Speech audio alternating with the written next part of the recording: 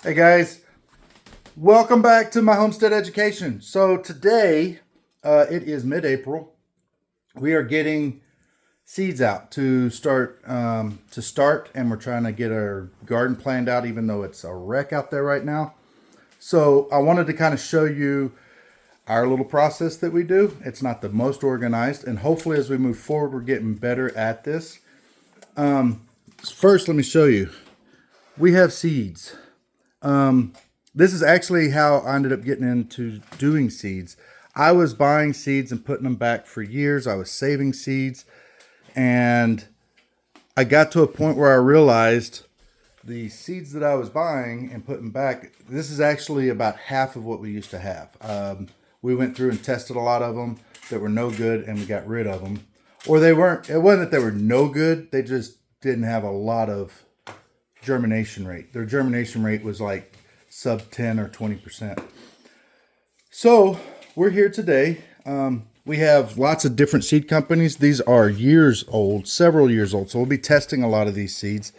These guys right here, Seeds for Generations. They're actually some friends of ours. My wife knows them, knows the wife of the owner. The wife and her husband own the company, and they're a sweet couple.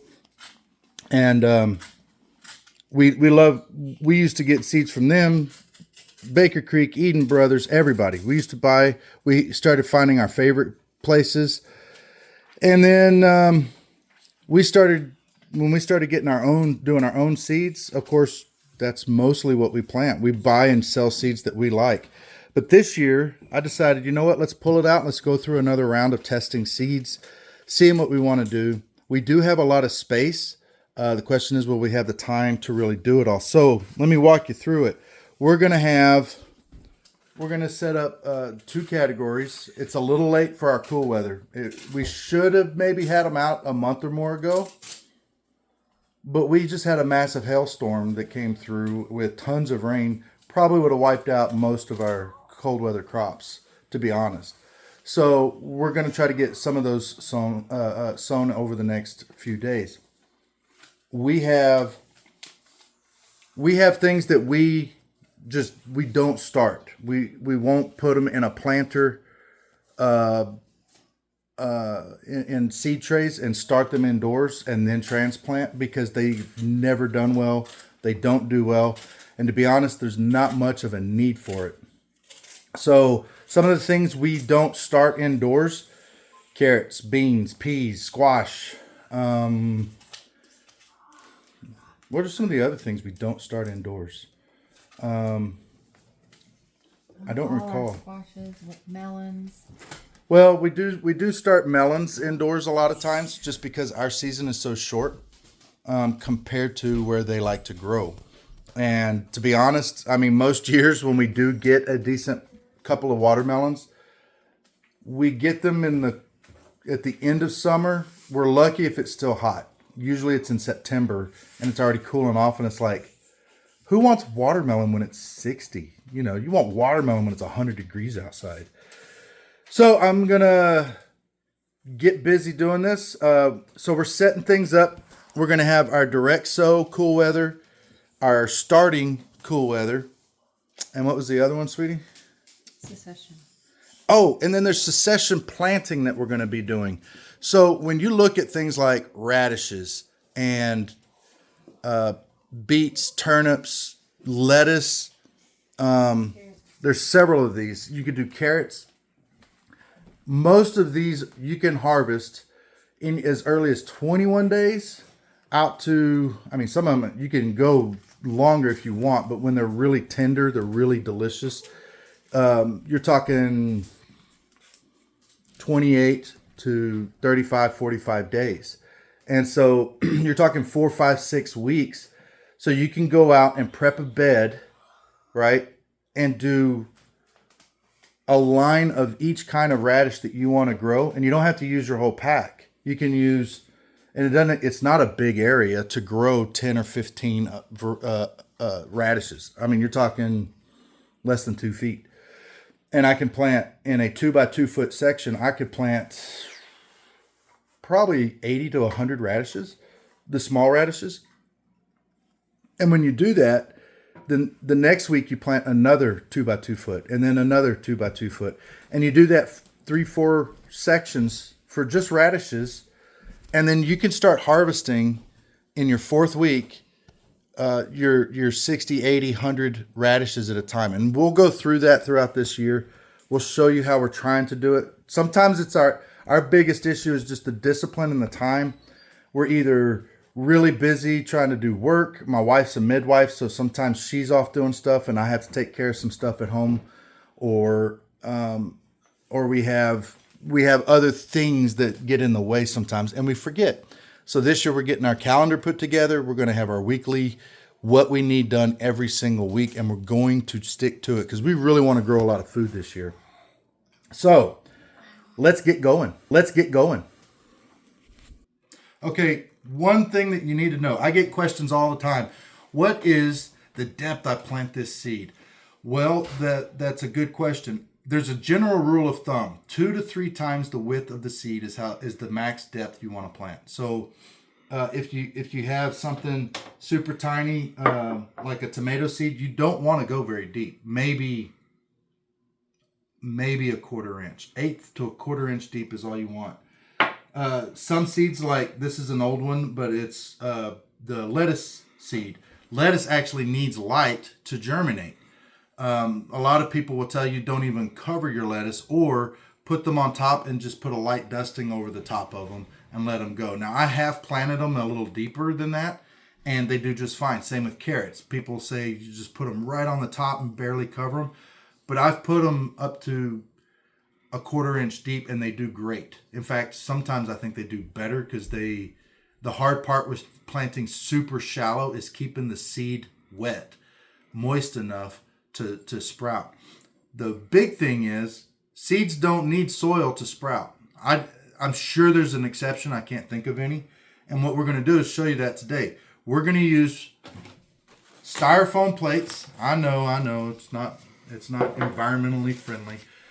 Trust me, if you want, use paper plates, or better yet, use some ceramic plates that you can reuse and eat from and all that. We use these. They're quick. We can throw them away, and they don't leak. I will urge you not to use a paper plate. It will disintegrate before you're ready to pull it off. And because this is for mostly just testing, I do have these 4 little bitty packs I bought from a guy up in Canada. These are all northern. They do northern fruit vines and bushes. They do really good up here. So we're gonna try to get these going this year. These are 4 years old. I'm like a lot of gardeners. I buy a lot of seeds and I plant a few, and then I forget I had those seeds. And I found these today. So we're gonna go ahead and start those. So what we're gonna do, the way usually I'll do one variety on a plate, but this is testing. We're just testing. We want to see what it'll do. So what we're gonna do, and we can use these I will use, but what we're gonna do, because there's not that many, is we're gonna use a small paper towel. We're gonna fold them in half, and each variety will go on here. And I'm gonna have to take pictures of what is on each one so I don't forget. So right now, what I'll do is I'll just take, these are cranberry seeds, high bush cranberry. They're actually a big seed. I would not have expected cranberries to have seeds quite this big. And they're in a tiny little plastic bag and hard to get. So I'm going to just spread these out all over here. Just kind of get them evenly spaced. Because what will happen if we end up having a day or two where I can't get to it when I should get to it, your roots are going to start growing into the paper towel medium. And the best thing, instead of ripping it off of the paper towel, just cut the paper towel out and stick it in the ground. It's not going to hurt. It'll decompose. It'll be just fine. So you're just going to take that, you're going to fold it up and pour some water on it. And this is all most seeds need to actually sprout. Now, it does not mean this is all seeds need to grow, but we're talking about just sprouting right now. So that's I'll just put this right here. Maybe it will last. Maybe it won't. I don't know. I think I'll do 2 on a plate. 2 varieties. This is kiwi. Maybe you can see it on that. It's a hardy kiwi. Kiwi is a funny fruit. You know, I grew up in Southeast Texas. I always thought kiwi was a tropical fruit. It tastes tropical. It looks tropical. And it never dawned on me, hey, you know what? New Zealand's not tropical. And they refer to those people as kiwis. That's kind of where this came from. And they grow amazing in northern climates. And they will take over entire sections if you let it. My understanding is these vines will get somewhere in the neighborhood of 50 feet or more. All right. Try not to drop any of these. I'm going to set that down there. There you go. And just keep an eye on it. Come by every day or so. Make sure that your paper towels are wet. And that's all you have to do for sprouts. Now, once these sprout, hopefully they do. Once these start sprouting, we're going to get some little pots, and we're going to cut off each seed and set them in a different pot. Each one that's sprouting, and we'll start them in the pots, and then eventually transfer them into our garden where we're going to keep them.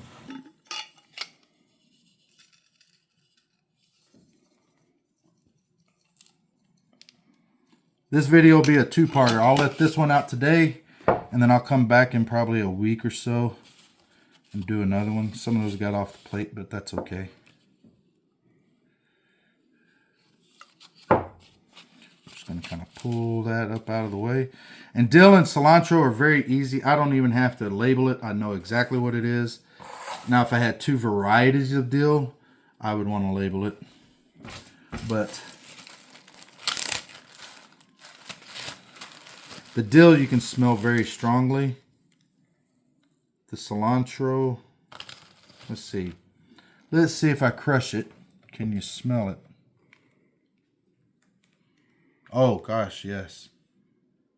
Yes, that smells really good.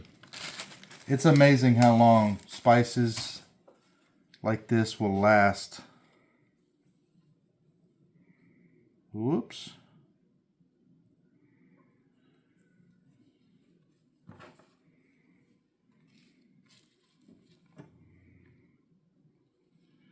Now again, this is for testing, and we'll do these for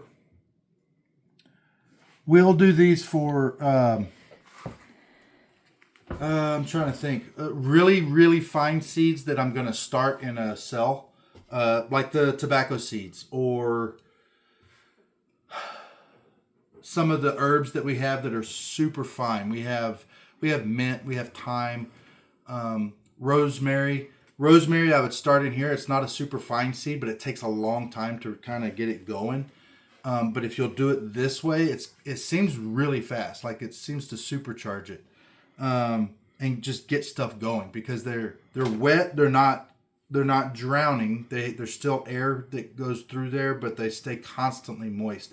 And it's just been a consistent way to germinate our seeds every single year. And so we're going to go ahead and trying to think. I think I did most of them that we're going to do. I still have the raspberries and the goji, but you kind of get the idea of what we're doing. The other ones, we're going to come back and we'll show you how we put them into the seed cell trays that we're going to do. And yeah, so we'll be right back. Hang on. Okay, so now we're going to put seeds in planter cells. And this is Fairy Morse. These kits they're kind of pricey, to be honest.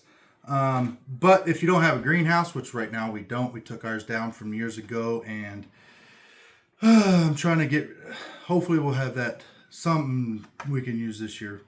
But anyhow, these are good to use. Amazon has setups where you can buy enough to do 720 or more seedlings at a time if you want to get that much. Because these are 72. There's 72 possible seedlings in each tray. And it's like $9 or $10. You can get 72 of these set up. 10 of these 72 cell setups. Did I say that right? Anyway, this particular one comes with 3 parts. You have the seed cells that we're actually going to start our seeds in. You have a tray to keep water from going everywhere. So you can start this, put it in your home, and as long as you're not, watering with a spray nozzle from across the room, you should be able to keep your apartment, your house, whatever you have it in, dry by having it in one of these trays. And then this particular one has just a little plastic cover. Goes over the top. These are very, very handy in keeping the amount of watering you have to do down. Now, again, I'm from Texas. Very humid. You water something, it stays wet like forever. Up here, we have 10% humidity on some days. It dries out super fast up here. So these are very handy. And you can use anything. You can use the clamshell type stuff that you buy berries or something at the store with.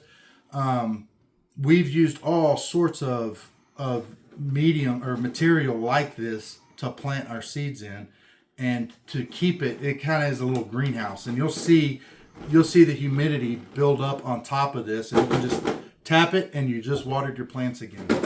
So what we're going to do now is we are going to start by putting the compost I showed you outside. We're going to mostly fill these trays up with the compost, and then we're going to come back with some soaked peat moss.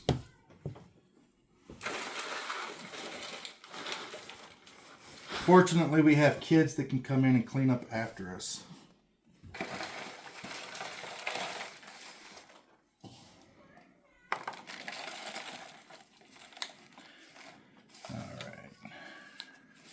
I do miss having a greenhouse. We used to do a lot of this in the greenhouse, and then I didn't care if it got dirty.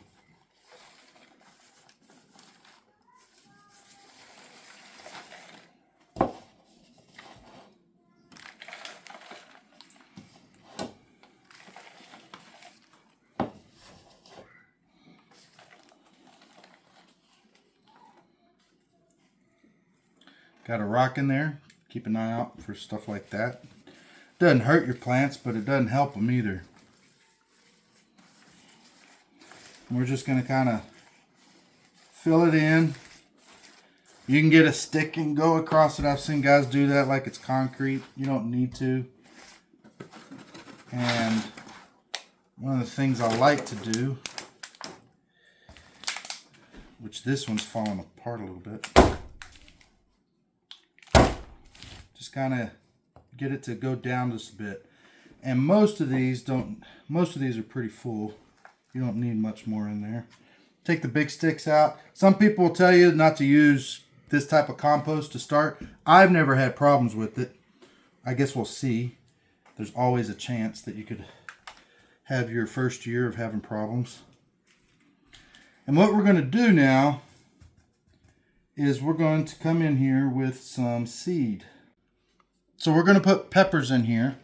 But before we do that, I took this is peat moss, and I soaked it. I just put it in a bowl, broke it up. They'll be usually kind of packed in pretty tight. And we're just going to put peat moss, just peat moss on the very top. And this is going to kind of do what our paper towel on a plate does in keeping it wet, so you don't have to keep watering it nearly as much. And it's an inert material, which means it's not loaded with vitamins and minerals. It's not going to have a lot of nitrogen or anything like that that can cause issues on a seed sprouting. That is all stuff you want for your plant after it sprouts, but not before. Let's see. So we're just going to put in, as you can see, I'm just putting in like a 1/4 inch, and maybe even an 1/8 is all. I'm pushing it down, I'm packing it in a little bit, which you don't necessarily have to do. And let's see just how wet this is. If I squeeze it, water comes out. It's not soaked, like just pouring out when I pick it up, but if I squeeze it, there's water coming out. And this shouldn't need watering more than every couple of days, especially having this this this plastic over the top, the greenhouse top. But when the seeds stay wet like this, they sprout faster. And then right below it has the compost. I was watching somebody from England and I got compost stuck in my head. But yeah, you got the compost right below it to start feeding it as soon as those roots get past, which is very quickly, get past the peat moss. And peat moss is something that's very good to add to your garden soil as well, especially if you got a lot of sand. To be honest, if you got a lot of clay, it helps break up the clay.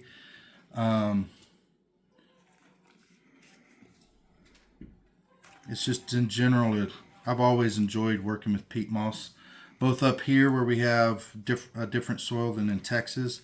Texas, it was just black clay. Where we lived, it was red clay where my grandmother lived. My father-in-law, who grows one of the most beautiful gardens every year, he has real sandy loam. He's near a river bottom, and all of those areas, including up here in Idaho, you add peat moss in every now and again, and it really seems to help the structure of your soil. So we have it just about covered. Packed in a little bit. Make sure we got it all. All right. Now we're going to go through and get some of our seeds.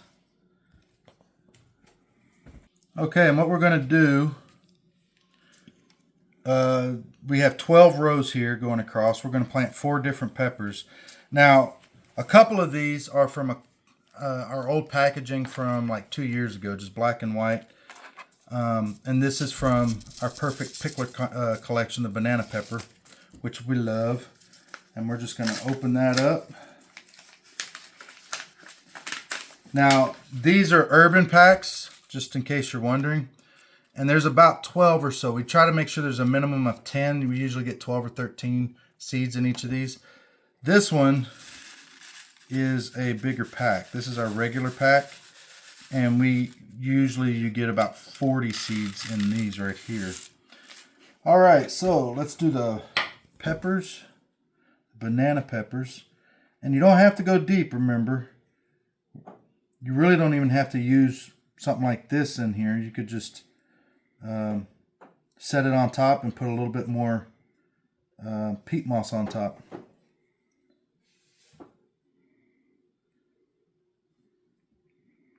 So I'm going to do those there.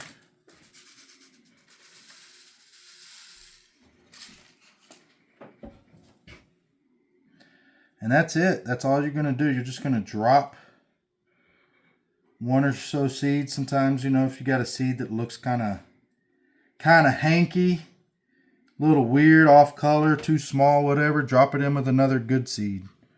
It ain't gonna hurt. And if 2 pop up, just take the stronger one, let them grow for a little bit, and keep the strong one and cut the weak one down. Thin it, what they call that. And there you go. That's 12 pepper seeds planted. It's that easy. It's that quick. For you newbies out there, there's not much to this really. And we're just gonna pop those in. Cover them just a little bit.